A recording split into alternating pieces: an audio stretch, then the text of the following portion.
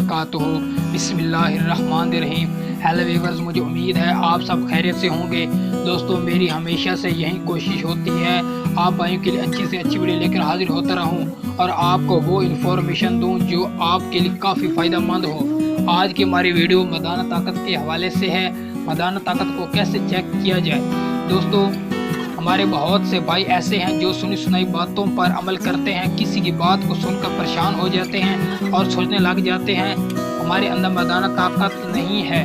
वो ऐसे ही सुनी सुनाई बातों पर अमल करके डॉक्टरों और हकीमों के पास पैसे खर्च करने शुरू कर देते हैं और हकीम ने 1 हफ्ते का इलाज बनाकर दे दिया और कहा ये 1 महीने का कोर्स है, इसे पूरा कर लो, शिफा मिल जाएगी। मेरा उन भाइयों से सवाल है, पहले अपनी मर्दाना ताकत को चेक तो करें, आपके अंदर मर्दाना ताकत है कि नहीं। याद रखना, एक नौजवान की मर्दाना ताकत कभी भी काम नहीं हो सकती अगर वो गलत काम ना करे, हाथ के साथ मुश्तज़नी ना करें। इसका बहुत ज़्यादा नुकसान होता है क्योंकि मुश्तज़नी करने से आपका नफ्स हाथ के साथ रगड़ खाता है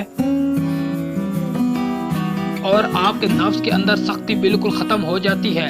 आपके नफ्स की रगें कमज़ोर हो जाती हैं और इससे आपके नफ्स की मनी की ग्रोथ भी रुक जाती है, मनी कम बनना शुरू हो जाती है, आपकी मनी पतली हो जाती है। मेहरबानी करके अपने आप को इस लानत से बचाएं क्योंकि नशा जो एक इंसान के लिए बहुत ज़्यादा नुकसानदाह होता है।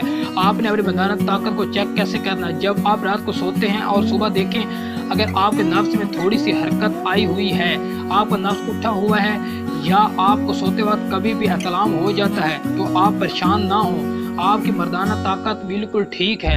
आप डॉक्टरों और हकीमों के पास पैसे खर्च ना करें। मेरे बहुत से दोस्त ऐसे हैं जो मेरे से अक्सर ये सवाल करते हैं, हमें एहतलाम बहुत ज़्यादा हो जाता है। देखो, एहतलाम बहुत ज़्यादा होना भी एक बीमारी है, आप इसका इलाज खुद करें। आपने मसाने को ज़्यादा से ज़्यादा ठंडा रखें, ठंडी चीज़ों का इस्तेमाल बहुत ज़्यादा करें, पानी का इस्तेमाल बढ़ा दें। रात को सोने से पहले पेशाब से ज़रूर फारिग होकर सोएं और रात को जिस वक्त भी पेशाब की हाजत हो पेशाब से ज़रूर फारिग होएं।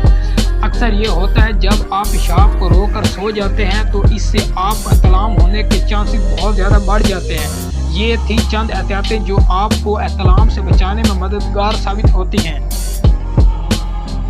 मुझे उम्मीद है आज की हमारी वीडियो आपके लिए बहुत ज़्यादा इन्फॉर्मेटिव रही होगी। अगर आप हमारे चैनल पर न्यू आए हैं तो हमारे चैनल को सब्सक्राइब करें और वीडियो को लाइक करें और एक अच्छा सा कमेंट ज़रूर कर दें ताकि हमारे भी हौसला अफजाई हो सके और हम आपके ऐसी और अच्छी वीडियो लेकर हाजिर होते रहें। अपनी दुआओं में ज़रूर शामिल रखिएगा। मिलते हैं नेक्स्ट वीडियो के साथ। आपका और मेरा अल्लाह निगहबान।